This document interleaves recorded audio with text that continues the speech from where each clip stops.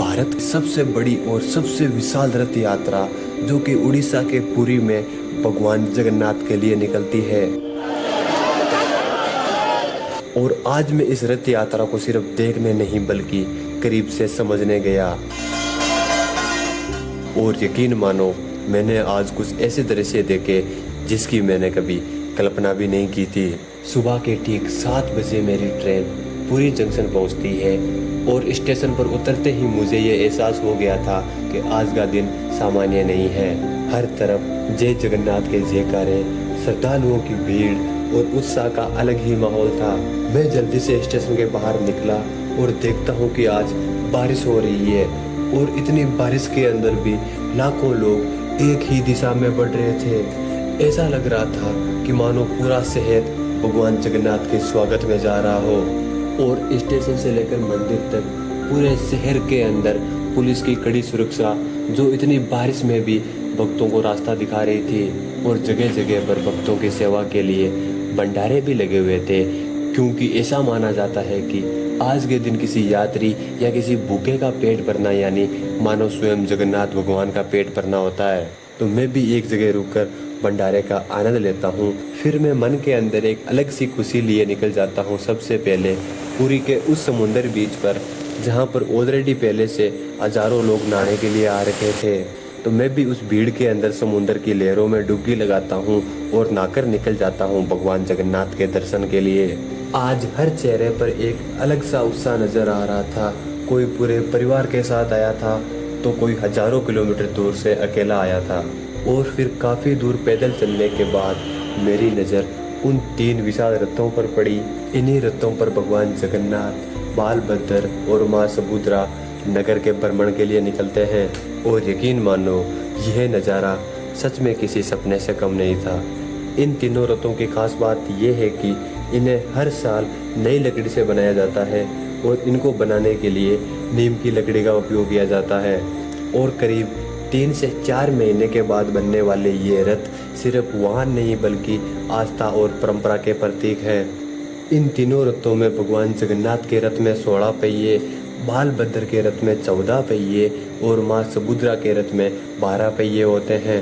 और आपको सुनकर थोड़ा अजीब लगेगा, लेकिन भगवान जगन्नाथ की मूर्ति पूरे भारत में एकमात्र ऐसी मूर्ति है जिसमें धड़कन चलती है। और इसी कारण रथ यात्रा की शुरुआत से पहले शहर के बड़े डॉक्टरों द्वारा भगवान जगन्नाथ जी की मूर्ति की हेल्थ की जांच की जाती है। हजारों लोग हाथ जोड़कर खड़े थे। किसी की आंखों में खुशी थी तो किसी की आंखों में आंसू। यहाँ हर इंसान अपनी कोई ना कोई मनोकामना लेकर आया था। रथ खींचने वाली विशाल रस्सियों के पास सुरक्षा के कड़े इंतजाम थे और हर कोई चाहता था कि उसे भी भगवान के रथ को खींचने का सौभाग्य मिले। अचानक से पूरे माहौल में शंख, ढोल और नगाड़ों की ऐसी आवाजें गूंजने लगी। जय जगन्नाथ के नारे इतने जोर से गूंज रहे थे कि पूरा वातावरण भक्ति में डूब गया।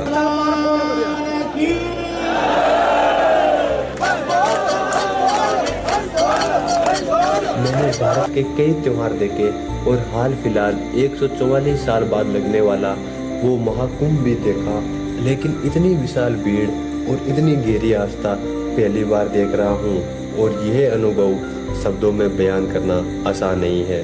थोड़ी देर बाद मैंने वो पल देखा जिस पल का लाखों लोगों का इंतजार था।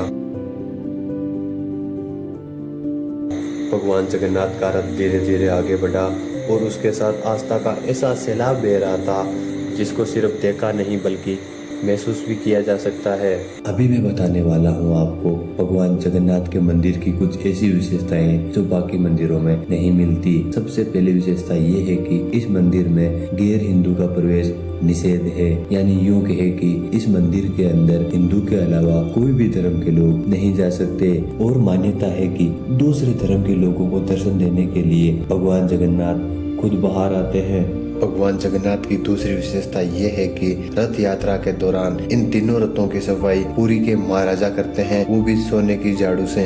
तीसरी विशेषता ये है कि भगवान जगन्नाथ के मंदिर की रसोई दुनिया की सबसे बड़ी रसोई मानी जाती है और यहाँ पर रोजाना हजारों श्रद्धालुओं के लिए भोजन बनता है।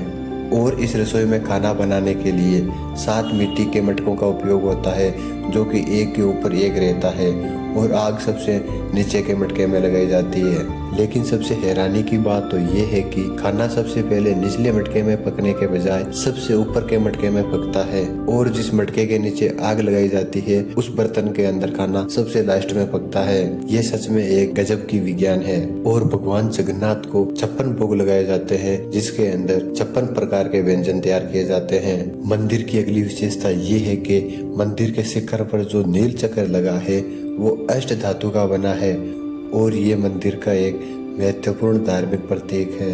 अगली विशेषताओं में आता है मंदिर का ध्वज, जो कि मंदिर के पुजारियों द्वारा प्रतिदिन चेंज किया जाता है।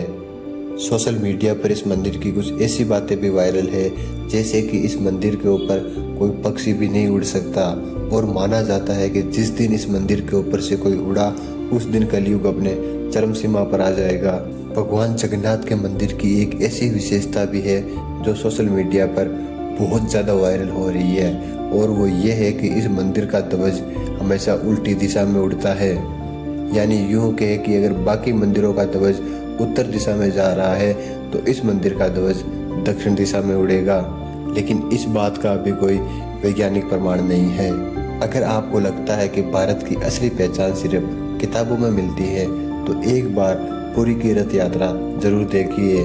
यहाँ इतिहास, संस्कृति और विश्वास तीनों एक साथ चलते हैं। मैं उम्मीद करता हूँ कि मैं इस वीडियो के जरिए आपको इस रथ यात्रा का थोड़ा सा अनुभव करा पाया। अगर हाँ तो यही मेरी सबसे बड़ी सफलता है। तो मैं था कृष्णा और आप देख रहे थे एक्सप्लोर डाटा। अगर आपको यह डॉक्यूमेंट्री पसंद आई तो इसको अपने परिवार और दोस्तों के साथ जरूर शेयर करें, और ऐसे ही भारत की अनोखी यात्राओं और कहानियों के लिए चैनल को सब्सक्राइब करना मत भूलना। मिलते हैं अगली यात्रा में, तब तक के लिए जय जगन्नाथ।